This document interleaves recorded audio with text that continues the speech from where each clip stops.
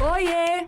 Meu nome é Patrícia Calderon, sou jornalista, estressadíssima, mas gente boa, tá? Ansiosa pra uns, paranoica pra outros. Esse aqui é o meu podcast, mas ele pode ser seu também.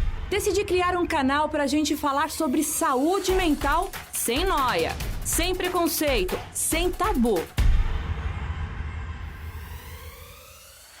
Olá, tudo bem? No ar, mais um programa Não Pira, hein? Respira, porque vai ficar tudo bem mesmo. E eu tenho o prazer de receber aqui o Dr. Sérgio Henriques, que é psiquiatra da USP. E hoje a gente vai debater assuntos bem interessantes em relação à dependência de medicamentos, né? Mito, verdade, quais são as linhas dessas medicações. Então ele vai explicar tudo pra gente. Bem-vindo, doutor. Olá, Patrícia, muito obrigado pelo convite. Assunto muito importante, hein, Patrícia? Dependência de medicamentos e uso de medicamentos que possam causar dependência. É importante dar essa informação ao seu público. Pois é, doutor, eu queria começar com a pergunta da questão realmente da dependência de calmantes, né? E muita gente toma de forma aleatória remédios para dormir melhor, sem recomendação médica, já anda com o calmantezinho na carteira, fazendo o uso indiscriminado, inclusive de miligramas dessas medicações, né? Então, eu queria que o senhor me explicasse o perigo que isso pode causar. Patrícia, eu vou voltar um pouquinho no tempo e contar um pouquinho a história desses calmantes. Eles, de fato, surgiram como uma alternativa segura de remédio para acalmar e para dormir lá na década de 70. Isso fez com que muitos médicos prescrevessem confiando nessa segurança. E o que aconteceu foi que nasceu uma legião de pacientes viciados e dependentes nesses medicamentos. Hoje em dia são idosos, são pessoas de mais idade que começaram a tomar lá na década de 70, década de 80. No início, não havia claramente essa informação de quão nocivo seria o uso desses medicamentos calmantes. Mas nos últimos anos, na última década, mais e mais pesquisas surgiram mostrando o impacto do uso desses calmantes. Na verdade, no final da década de 80, lá no Hospital das Clínicas, um grupo de pacientes que fazia uso de calmante há muitos anos foi estudado.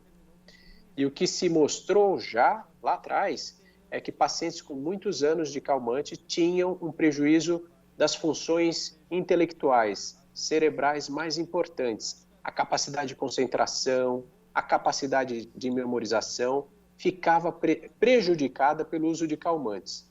E ainda que em alguns casos houve a suspensão do remédio, não houve uma melhora completa. Então, há alguns anos, mais de 20 anos, acendeu-se a luz. Pode ser que o uso de calmante traga prejuízos irreversíveis para essa nossa capacidade de raciocínio, de memorização, de prestar atenção. Pois é, há poucos anos atrás surgiu um outro estudo relacionando a substância clonazepam, que é um calmante muito popular aqui no nosso país, correlacionando essa substância à possibilidade de demência, como uma causa de demência, contribuição para a existência de uma demência, que é a perda intelectual e cognitiva de forma irreversível, né? Então, calmantes, de uma forma ou de outra, ainda que seja um uso de um calmante por um período mais curto, ele prejudica a sua capacidade de concentração a curto prazo. Então, se você tomar um comprimido e for dirigir, você tem um risco maior de se acidentar, de furar um sinal amarelo, de furar um sinal vermelho, de se envolver num acidente. Então não é brincadeira. O senhor me fez lembrar até da minha infância, né? Quando eu sou de 74, né? Tenho 47 anos. Quando você tinha uma dor de garganta, o pai e a mãe levavam para a farmácia para tomar uma bezetacil, né? Que hoje nem sei se existe mais bezetacil.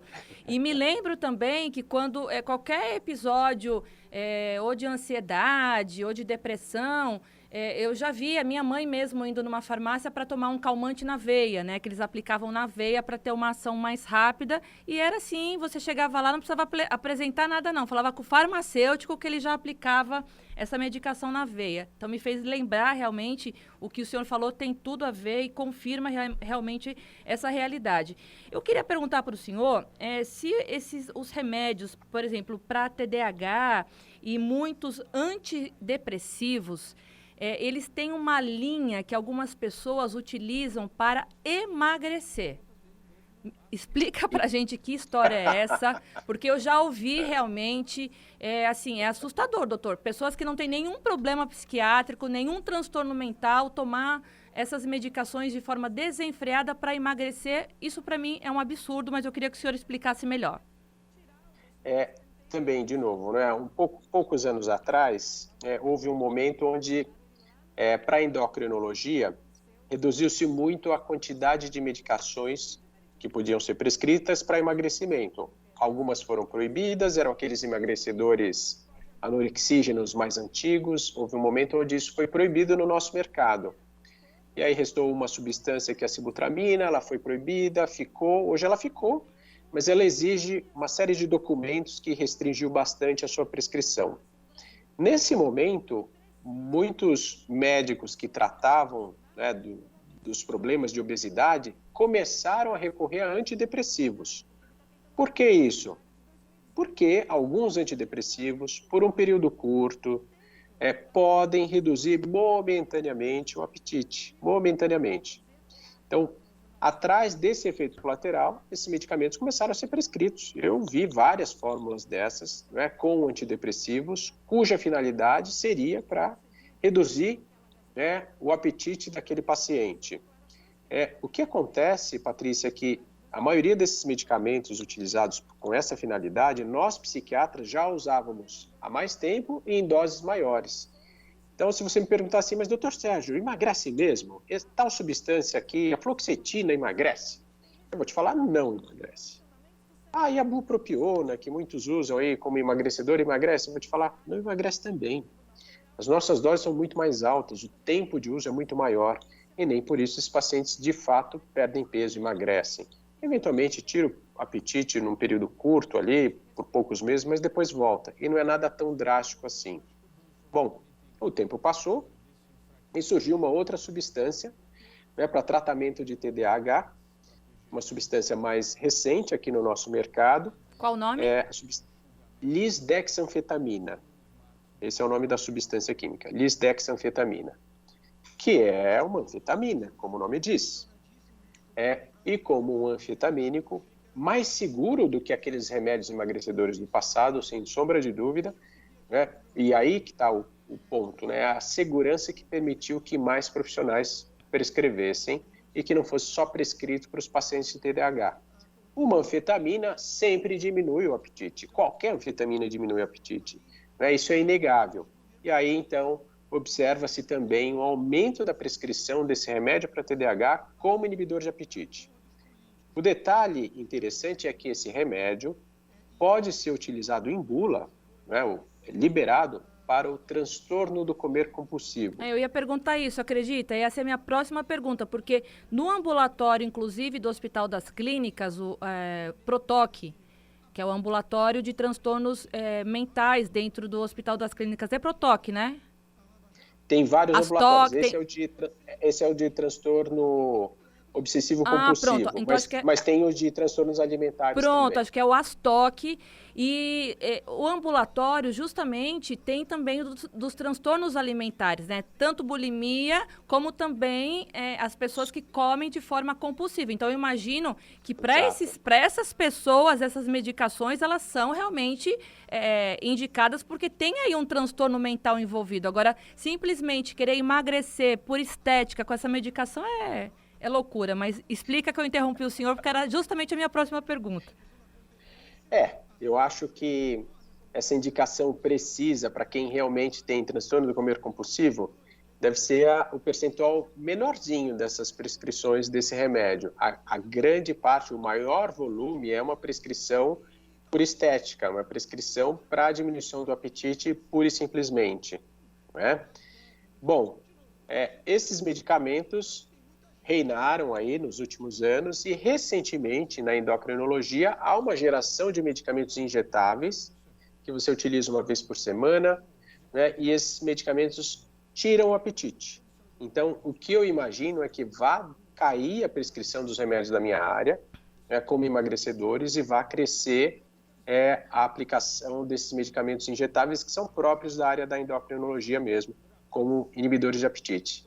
E a minha opinião é que, de fato, esses remédios são mais eficazes do que os remédios psiquiátricos. Mas é bom um alerta, né? Porque eu imagino que o uso de forma incorreta dessas medicações pode trazer sequelas, efeitos colaterais graves. E eu queria tocar um pouquinho nesse assunto também para o senhor citar. E o que pode acontecer no uso indiscriminado nesse mercado aí das medicações que são comercializadas até de forma ilegal muitas vezes, né? Sim. Em geral, o ideal é que esse medicamento seja prescrito por um médico, não necessariamente um psiquiatra, e esse médico deve conhecer a segurança e os riscos desses medicamentos. Então, esse é o primeiro passo, né? Os antidepressivos, de forma geral, são medicamentos muito seguros. Daí, a possibilidade de outros profissionais, um ginecologista, um endócrino, um cardiologista, prescrever um antidepressivo, porque ele sabe dessa segurança, né? E a população também já percebeu isso. Então, de forma geral, são medicamentos seguros. Óbvio, cada um deles tem lá suas particularidades. Por exemplo, a bupropiona é um antidepressivo que pode aumentar duas coisas: pressão arterial e risco de ter um ataque epilético, principalmente para aquelas pessoas que têm um histórico anterior de epilepsia. Então, se o meu paciente for hipertenso, né, tiver pressão alta, eu dou bupropiona? Não, eu não dou. Então, tem que ter essa cautela. Número 2, se ele tem um histórico anterior de ter tido um ataque, uma convulsão, eu posso dar bupropiona? Também não posso. Então, o colega tem que ter essa cautela, né? Em relação à fluoxetina, que é o outro antidepressivo muito utilizado no tratamento como emagrecedor. É um remédio que aumenta a força dos outros remédios que você eventualmente tome. Então, se você tomar, por exemplo, um anticoagulante, junto com a fluoxetina, o seu anticoagulante vai ficar muito mais forte e você pode começar a ter sangramentos, né? Então, é preciso ter muita cautela na combinação dos remédios, né? Não é só sair tomando. Por isso que é importante um médico bem informado, que conheça os remédios, que saiba do histórico do seu paciente e consiga fazer esse casamento perfeito entre os remédios. O senhor tocou num ponto interessante, porque um tempo atrás a minha ginecologista indicou fluoxetina, né, até para me ajudar com a TPM, né, naquele período menstrual. E o senhor falou que realmente esses especialistas em diversas áreas, eles sabem a quantidade certa que deve ser adequada, porque eles também são médicos, né? Claro. Então, a fluoxetina, que ela pode ser usada como antidepressivo e ansiolítico também, realmente, na época, me ajudou na TPM. Ela fez correto de ter me indicado essa fluoxetina, porque eu sei que foi boa, viu? Deu certo. O que nós sabemos é que não há psiquiatras suficiente para a quantidade de pacientes que existe no planeta. Isso nós já sabemos. Há algumas décadas, desde a década de 90 já é assim. Então, há uma deficiência de psiquiatras. Então, é necessário mesmo que ginecologistas sejam treinados, que se informem, endócrinos, cardiologistas, clínicos gerais. Eu apoio essas iniciativas, mas eu também não me sinto, por exemplo, à vontade para prescrever remédio das outras especialidades, porque eu não conheço. Sim. Se o colega for prescrever um remédio da minha área, tá ótimo. Como eu disse, está apoiado, mas ele precisa estudar bem, conhecer muito bem aquela substância, as forças, e as ameaças que aquela substância representa para a saúde do paciente. Se fizer isso, está maravilhoso, está apoiado. No seu caso, deu super certo. Ela te deu um antidepressivo que é muito popular, muito comum, ela conhecia o remédio, deu e deu certo, funcionou, e não fez nada de ruim com você. Então, foi uma história de só alegria. Tudo bem, está apoiada. Porque a própria TPM, a TPM é causada justamente por falta da serotonina, né, no cérebro, que te deixa mais irritado, enfim. Tem algumas mulheres que ficam de forma mais desacerbada nesse período, né? Mas a gente falou de calmantes, eu queria perguntar para o senhor sobre os antidepressivos, se eles viciam. Muitas pessoas, elas tomam antidepressivo também, não conseguem largar de jeito nenhum, quando na verdade os antidepressivos, o senhor já comentou comigo que não viciam. E por que essas pessoas continuam? Eu queria entender um pouquinho sobre essa classificação aí dos antidepressivos. Então, tá bom. Então, vamos lá. O que é que vicia nos remédios psiquiátricos? Calmantes, faixa preta, né, aquele clássico, típico, e remédio para dormir do tipo Zolpidem, que é muito comum hoje em dia. Então, remédios da família do Zolpidem e calmantes viciam. Antidepressivos não viciam. Mas por que é que os pacientes não conseguem largar do antidepressivo? E eu vou te explicar o porquê. Quando o paciente toma um antidepressivo, que ele se dá bem, que ele melhora, né? Enquanto ele está tomando o medicamento, ele está melhor, ele está se sentindo bem. Um dia ele acha que ele já está ótimo. E aí ele decide que ele vai parar o remédio por conta própria e começa a diminuir o remédio. E aí, então, os sintomas voltam. Ele entende que ele é dependente do remédio, porque ele tem que voltar para a dose anterior, ele não consegue ficar sem. Isto não é uma dependência, isso é uma outra coisa. Eu tenho o efeito terapêutico, eu tenho o tratamento enquanto eu estou tomando o remédio. Vou mudar o exemplo. Imagine que eu tenho pressão alta.